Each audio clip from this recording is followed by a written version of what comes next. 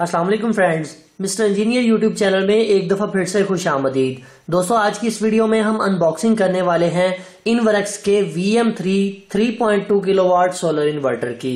दोस्तों, इस इन्वर्टर की सबसे खास बात यह है कि ये वो वाहिद इन्वर्टर है इनवर्क्स का जो कि बैटरी के बगैर चल जाता है।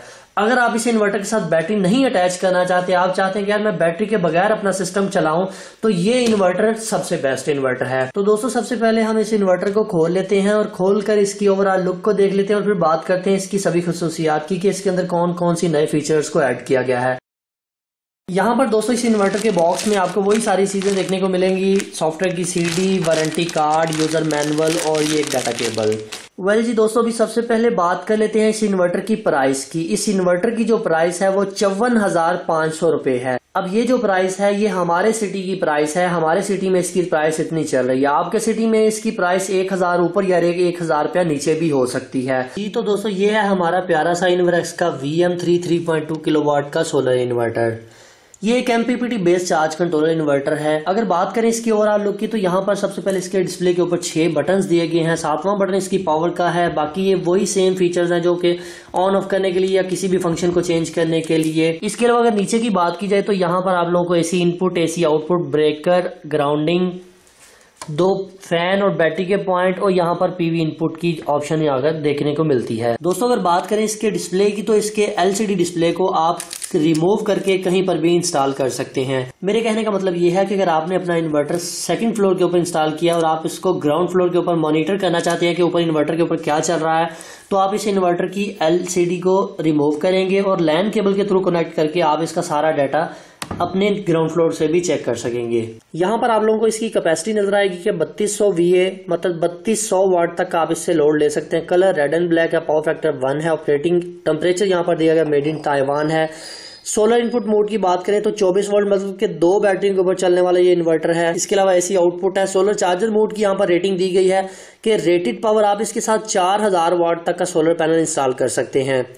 इसके अलावा नॉर्मल ऑपरेटिंग वोल्टेज इसके 240 वोल्ट DC है। मैक्सिमम सोलर वोल्टेज जो है वो 500 वोल्ट DC है। यहाँ पर इस चीज को आपको फोकस करना चाहिए कि MPPT वोल्टेज रेंज जो यहाँ पर दी गई है वो 120 वोल्ट से लेकर 450 वोल्ट तक है।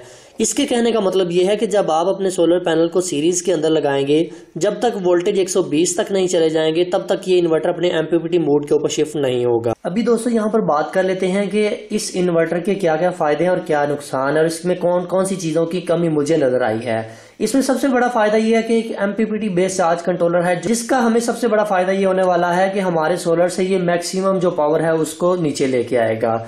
दूसरा इसमें सबसे बड़ा फायदा यह है कि आप इसकी LCD को रिमूव कर सकते हैं, कहीं पर भी लगा सकते हैं, वो आपकी मर्जी, आप जहां पर इसे इंस्टॉल करना चाहते हैं वहां पर लगा सकते हैं। तीसरा इसका सबसे बड़ा फायदा यह है कि इसके साथ आप अगर बैटरी नहीं भी लगाते तब भी ये बड़ी अच्छी तरह से काम करता है, मगर उसके लिए एक शर्त यह है कि आपको सोलर अच्छा खासा लगाना चाहिए। अब ऐसा नहीं है कि आपने 1-2 सोलर पैनल लगा दिया और आप कहें कि मुझे 500 वाट के आगे आउटपुट मिलनी शुरू हो जाए, ऐसा नहीं है। उसके लिए आपको अच्छा खासा सोलर सिस्टम इसके साथ लगाना पड़ेगा। चौथा फीचर इसके अंदर जो रखा गया है वो बैटरी इक्वलाइजेशन का फंक्शन है। बहुत ही अच्छा फंक्शन है, उसके बारे में हम डिटेल से एक वीडियो बनाएंगे। अभी दोस्तों बात कर लेते हैं इस इन्वर्टर की खामियों की। सबसे बड़ी खामी मुझे इनवर्क्स की ये लगी है कि वो अपने 3.2 और 5.2 इन्वर्टर के साथ बैटरी की केबल्स नहीं भेजते। हालांकि वो जो दूसरे इन्वर्टर्स हैं इनके उनके साथ वो बैटरी की केबल्स भी साथ में सेंड करते हैं। मेरे ख्याल से ऐसा होना चाहिए था कि इसके साथ आप लोगों को बैटरी की केबल्स देखने को मिलनी चाहिए थी। दूसरी खामी मुझे इसमें ये नजर आई है कि आप लोग अगर इसकी साइड के ऊपर देखें तो यहाँ पर आप लोगों को ये जो ग्रिल नुमा जाली नजर आ रही है, इसके ऊपर कोई भी प्रोटेक्शन के लिए कोई चीज नहीं लगाई गई। हालांकि अगर इसके पीछे जो वर्जन था VM2 वाला, उसके ऊपर यहाँ पर डस्ट को रोकने के लिए एक यहाँ पर प्रोटेक्टर लगाया गया था कि ताकि डस्ट जो है वो इसके बोर्ड के अंदर ना जा सके। सो ये भी फीचर इन्होंने इस इन्वर्टर से निकाल दिया, जो कि बहुत मेरे ख्याल से एक अच्छी बात नहीं है। यहाँ पर इस इन्वर्टर के अंदर डस्ट को जाने के लिए, रोकने के लिए इनको यहाँ पर प्रोटेक्टर लगाना चाहिए था, जिस तरह के VM2 के साथ लगाया गया था। उससे फायदा ये होना था कि ये इन्वर्टर ज्यादा लॉन्ग लाइफ चलने थे और इसकी एक्स्ट्रा प्रोटेक्शन हो जानी थी। यहाँ पर तीसरी एक और खामी मुझे इस इन्वर्टर में ये नजर आई है कि PV को कनेक्ट करने के लिए यहाँ पर जो टर्मिनल्स दिए गए वो बहुत ही छोटे साइज के हैं। हालांकि इससे जो पिछले इन्वर्टर थे उनमें यहाँ पर PV के टर्मिनल लगाने के लिए अच्छे खासे टर्मिनल दिए गए थे, जिसके ऊपर इजीली आप 6 mm की वायर को कनेक्ट करके अपने सोलर को इसके साथ कनेक्ट कर सकते थे। वेल यहाँ पर मेरे ख्याल से ये चीज अच्छी है, क्योंकि कंपनी ने ये सोचा होगा कि हम लोग जो है वो डायरेक्टली वायर को इसके अंदर इंसर्ट कर देते हैं, अब इसको इंसर्ट करने के लिए हमें थिम्बल लगाने की जरूरत पड़ेगी। जो कि मेरे ख्याल से कोई इतना ज्यादा मसला नहीं है। अभी दोस्तों यहाँ पर लास्ट पर एक सवाल जो कि हर बंदा ही हमसे ये पूछता है कि यार हमें इस इन्वर्टर के साथ कितने सोलर पैनल लगाने चाहिए। देखिए आज की इस वीडियो में मैं आप लोगों को बहुत ही सिंपल सा एक फॉर्मूला बताऊंगा जिससे आप अपने किसी भी इन्वर्टर की कैलकुलेशन कर सकते हैं कि उसके साथ हमने कितने सोलर पैनल कितने वॉट के लगाने हैं। अब मिसाल ले लें कि मेरे पास 150 वाट का सोलर पैनल है, मुझे कैसे पता चलेगा कि मैं कितने पैनल इसके साथ लगा सकता हूं। अब मिसाल ले लेता हूं कि मेरे एक दोस्त के पास 200 या 250 वाट या 300 वाट के सोलर पैनल पड़े हैं, उसे कैसे पता चलेगा कि यार मैं इसके साथ कितने पैनल लगाऊं। देखिए उसका बहुत ही आसान सा फॉर्मूला है। आपने सिंपली अपने मोबाइल के ऊपर कैलकुलेटर को ऑन कर लेना है। इसकी रेटेड पावर है कि 4000 वाट तक आप इसके साथ सोलर लगा सकते हैं। तो आपने यहाँ पर लिख लेना 4000, इसको आपने तकसीम कर देना है 150 वाट के ऊपर, क्योंकि मैं ये चाहता हूं कि मैं इसके साथ 150 वाट के सोलर पैनल लगाना चाहता हूं, तो मैं 150 लिख के ओके कर दूंगा।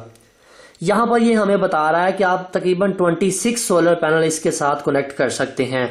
अब यहां पर 26 सोलर पैनल आपने सीरीज में कनेक्ट नहीं करने, क्योंकि देखिए अगर एक सोलर पैनल 20 वोल्ट भी आपको दे तो 26 अगर आप करेंगे तो यहां पर देखिए 520 वोल्ट बन रहे हैं, जो कि बहुत ही एक्स्ट्रा वोल्टेज हो जाएंगे इस इन्वर्टर के लिए। उसके लिए फिर आपने स्ट्रिंगे बना लेनी है। स्ट्रिंगे बनाना बहुत आसान होता है। अभी दूसरे नंबर पर बारी ये आ जाती है कि मेरे पास अगर 250 या 300 या 320 वाट के सोलर पैनल है, मुझे कैसे पता चलेगा कि कितने लगाऊं। वही फॉर्मूला है, 4000 वाट इसकी पावर है, इसको तकसीम कर देता हूं मैं 250 के ऊपर।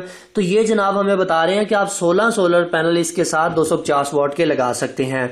मगर फिर यहां पर हमने वही कैलकुलेशन को मद्देनजर रखना है कि अगर एक सोलर पैनल 250 वाट का 40 वोल्ट देता है तो हम 40 वोल्ट को अपने टोटल सोलर पैनल से मल्टीप्लाई करते हैं तो यहां पर 640 वोल्ट हमें देखने को मिल रहे हैं।